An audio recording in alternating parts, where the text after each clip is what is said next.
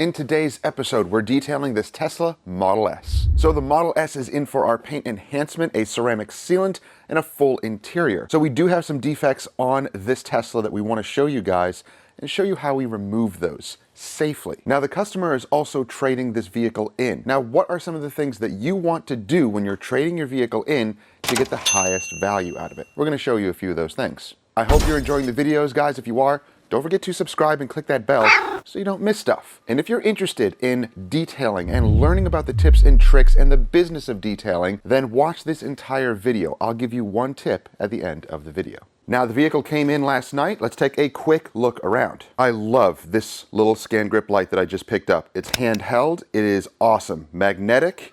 Tons of options in the back here. And it is extremely bright. Now, as you can see, it has a little bit of swirling, some wash marring going on, but here are some of the major defects that the customer pointed out. Boom, right there. Something swiped this, or it swiped something, but nonetheless, we need to get these fixed, or at least reduced to the point where they're not as noticeable. Now remember, when you are polishing vehicles, it is wise to have a paint depth gauge to be able to figure out how much paint and clear coat you're dealing with. Otherwise, you do risk actually burning through the paint or making the paint so thin that it could fail in the coming years. Now with this, we have a lot of fiberglass and plastic. Unless we spend $2,000 to $3,000 on a fancy paint depth gauge. Well, we're not going to do that, and I'm sure you're not either. So we'll show you how far we can safely go on this to reduce, not necessarily remove. Oh, we have some really bad marks here. The majority of it though, not bad, right? Just some little etching and water spots. Oh, what's that? Bugs.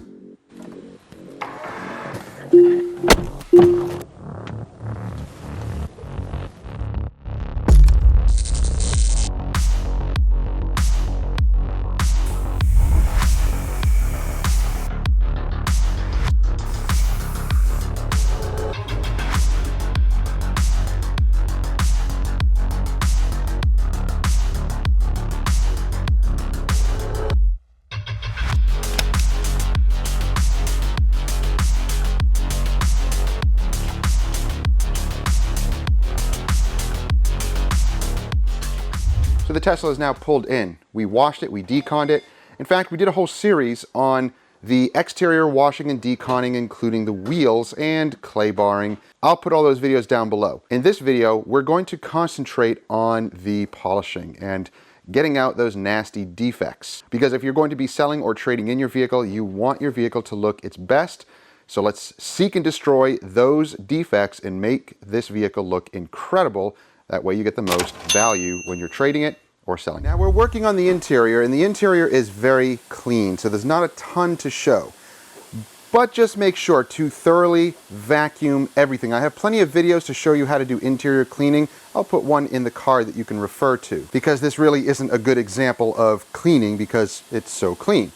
But let's concentrate on the leather. That is important. Once again, the leather isn't bad, but let's go ahead and clean it with Shine Supply leather cleaner and this gigantic shave brush thing. Ooh. So soft.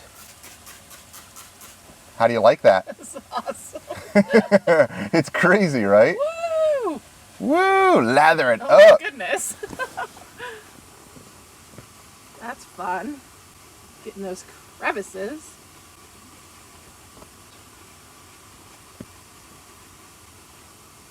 Oh, that's nice. Now this is going to remove any nasty dressings or anything that may have been on your leather previously. Deep cleaning it, getting rid of oils and dirt and grime. We're using a damp towel here to effectively rinse that cleaner off, and then we're going to protect it with a conditioner. Leather in most vehicles is not real leather, it is a type of vinyl. So some argue the case that it's not supposed to be conditioned. We're using the word conditioner here in a general sense of basically adding protection. And yes, you are actually putting oils and conditioners into the vinyl. It doesn't have to be leather for it to actually be conditioned.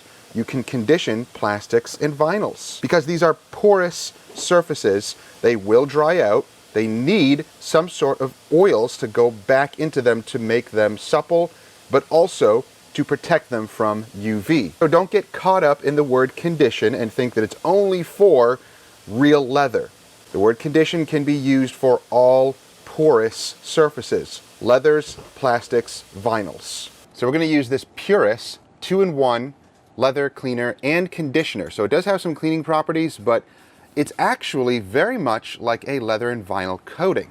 You apply it, let it dry and soak into the vinyls and leather, and then any other residual that's on there you can buff away with a towel. But this will add protection and also just make your interior look really, really nice. So you can see it has soaked into the vinyl, and basically you can buff it away if you want, but it's pretty much dry to the touch.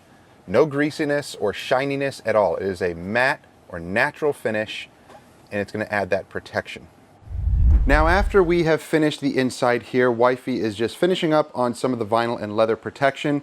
We're going to focus on the paint. And as we look at the paint, we definitely have some weird defects going on. This is from somebody previously trying to remove some scratches or swirls and leaving a mess behind. And we are doing a paint enhancement here.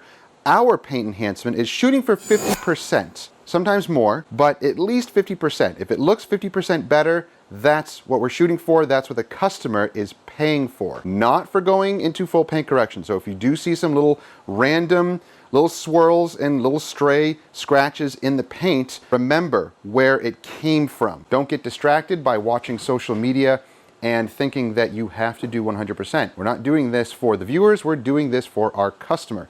Focus on your customer and not so much what you see on social media. Social media is great. It's awesome for promoting your business and kind of showing off your work. But for some detailers, it goes to their head and they only show what is good. They only show the best work possible, not showing you the reality of detailing. We are going to show you the reality of detailing. Not everything comes out 100% perfect.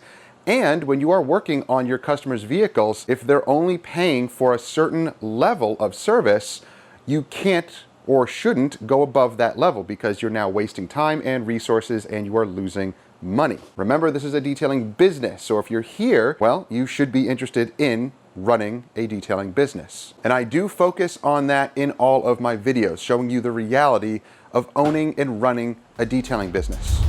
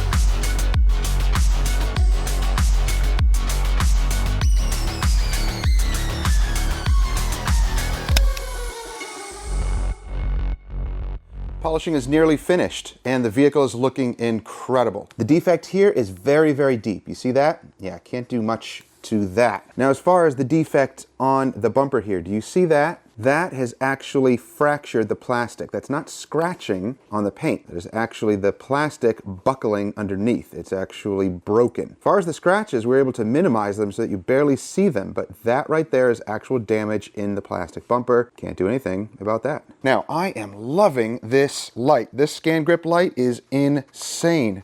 And it's the small version. It's a little handheld version. It has magnets on the back. It has all these options. I love it. It's my new favorite light. I really love the fact that I can simply magnetize it to these little rolling carts, and as I'm working around the vehicle, I use this to place my polisher and my pads and my product as I'm working around the vehicle. It works incredibly well when you want to see the paint either up high or, guess, Down low. or down low. Yeah, this light is my new favorite light. I love it. Now, one of the most important... Can you please? I'm trying to film here. It just keeps dropping stuff. So one of the most important things to detail on the Tesla is the engine bay, and don't forget those exhaust tips. Nothing?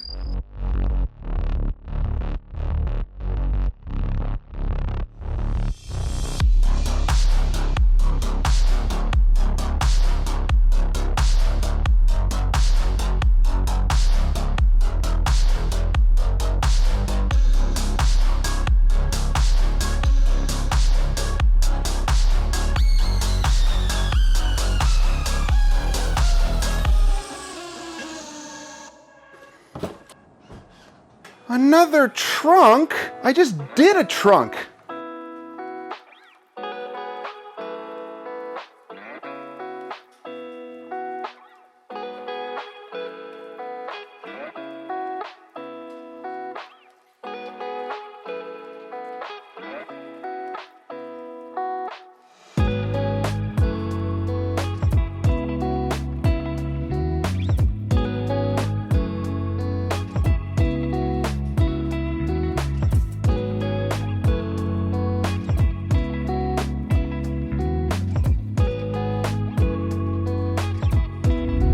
So the Tesla is now done and it's looking fantastic. It's polished, it's cleaned, it's protected, and it's ready to sell or to trade in. Now we made sure to focus on any of those deeper defects, and as you saw, if we needed to go a little heavier and actually compound those areas, that's what we did. But the vehicle overall did receive a paint enhancement polish, removing up to 50% of any of the damage or the swirls in the paint. Now it is protected with ceramic protection, and you may think to yourself, why would you do that if you're going to sell it or you're going to trade it in? Really, it's just personal choice. It doesn't really matter. You can put whatever protection you want, whether it's a cheap spray wax or a fancy ceramic sealant. It doesn't really matter, as long as the vehicle is looking amazing.